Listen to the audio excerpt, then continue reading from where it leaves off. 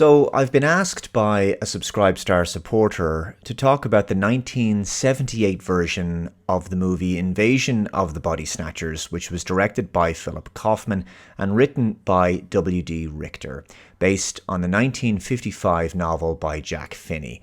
I think this movie is every bit the equal of the 1956 version, which starred Kevin McCarthy and Dana Winter. And though I'm not a big horror fan in general, if I do watch a horror, I like to watch old school black and white ones, which is why the original 1956 version, directed by Don Siegel, just about edges it in my opinion. I like the atmosphere that's created by black and white as an aesthetic. Also, I prefer the ending of that film, which actually ends on a note of hope. This 1978 version, on the other hand, is about as dystopian and hopeless as it gets. Of course, on the other hand, the film also gave us that fantastic moment at the end where Donald Sutherland's character, Matthew Bennell, points at Veronica Cartwright's character Nancy and lets out that disturbing pod person shriek.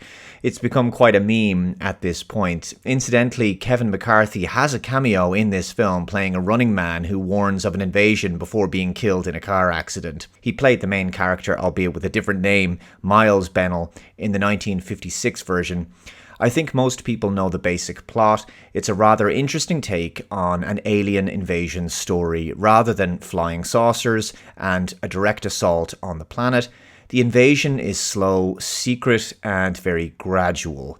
Humans are being replaced by duplicates who have the memories of the originals but without any emotions. The invasion is achieved through some strange plants which have been showing up around the place. The alien organisms can create perfect clones of a person, and the process is completed when the original host falls asleep. The clone emerges fully grown from the large plant pod, and when the process is complete, the host literally disintegrates. Throughout the film, we see garbage disposal trucks processing the dusty leftovers of the perished humans. It's a grisly fate for sure.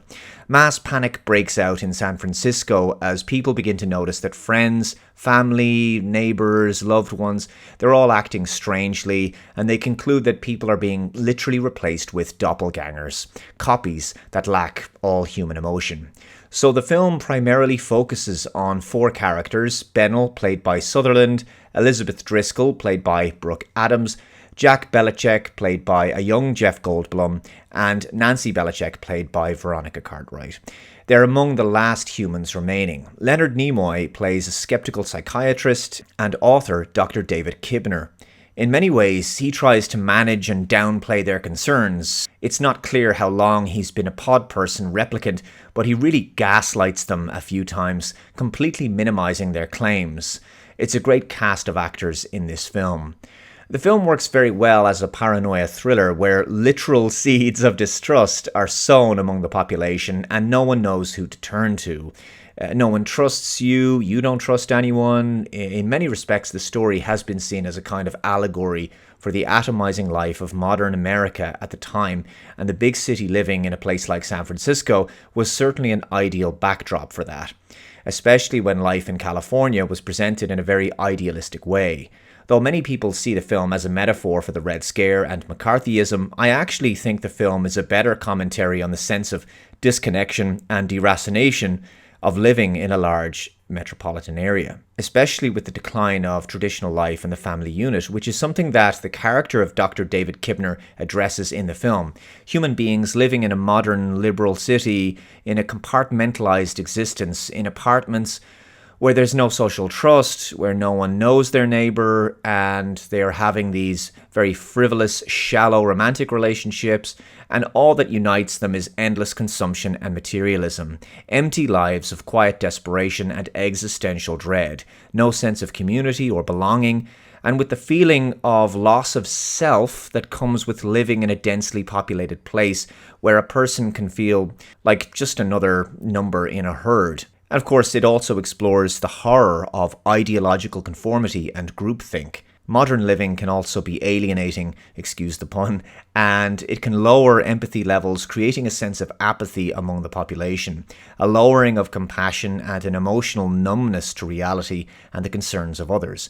Throw in the mind-numbing, soul-crushing corporate world and the deeply unsatisfying occupations that people have, the jobs they do, and you have this spiritual vacuum inside human beings. That's essentially the thing that makes the pod people so terrifying. They're the ultimate soulless NPCs who are basically perfect for robotically living predictable empty lives of consumption and apathy. So it's the singular personal fear of living in a low-trust society where no one cares about anything and therefore doesn't care about you, but also the fear of becoming a person who's just like that, who doesn't care about anything, has nothing to care for, and doesn't care about anyone either. So it's the question, is a human being without a soul nothing more than a monster? And so the fear that the main characters have is, what if I end up being replaced by something like the pod people, right? So what if all that's left of me is to become an empty shell of a person? And this speaks to the utter lack of fulfillment of modern individualistic consumer-based living, despite the fact that it's been sold to us as desirable and preferable to a slower, smaller, more wholesome traditional life. Loss of self is a common thread in sci-fi horror, films like The Thing, zombie movies, even the Borg on Star Trek, and of course the Cybermen on the likes of Doctor Who, just being a few examples. The fear of never truly living as a human being should, in an authentic way, a fully soulfully fulfilled person.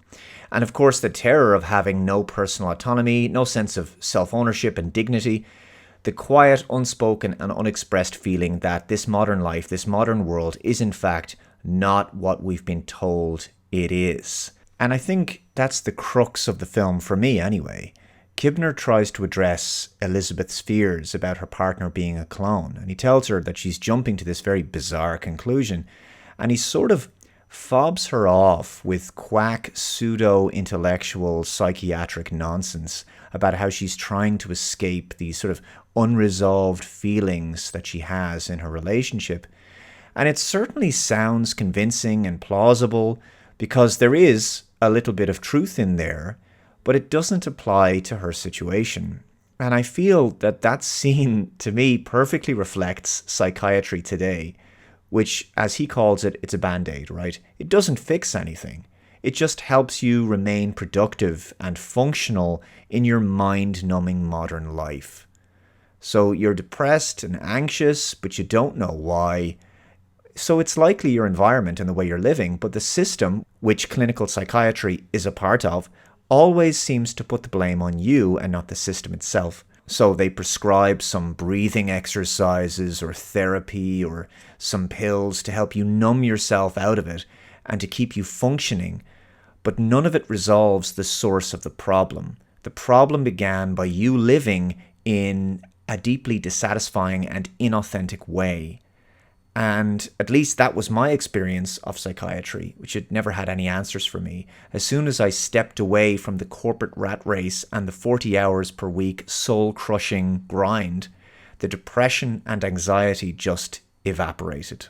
The other interpretation of the film is that it works as a very good political allegory, that every institution of the state has been compromised and that corruption has infiltrated the highest levels of power. That paranoia conspiracy of they're all in on it, you're on your own, that nefarious parasitic forces are leeching off of us and controlling us, and that the halls of power, the very political and economic game, is rigged against us. Everyone seems to be compromised. You know, the 1978 film was released at a time when there was a growing cynicism and distrust of authority and government, especially post-Watergate and post-Vietnam War. In that respect, the film succeeds in presenting these fears in the package of a sci-fi alien invasion horror movie. Of course, most people don't look into it that deeply. They just watch the movie as a scary paranoia thriller about a slow, scary alien takeover.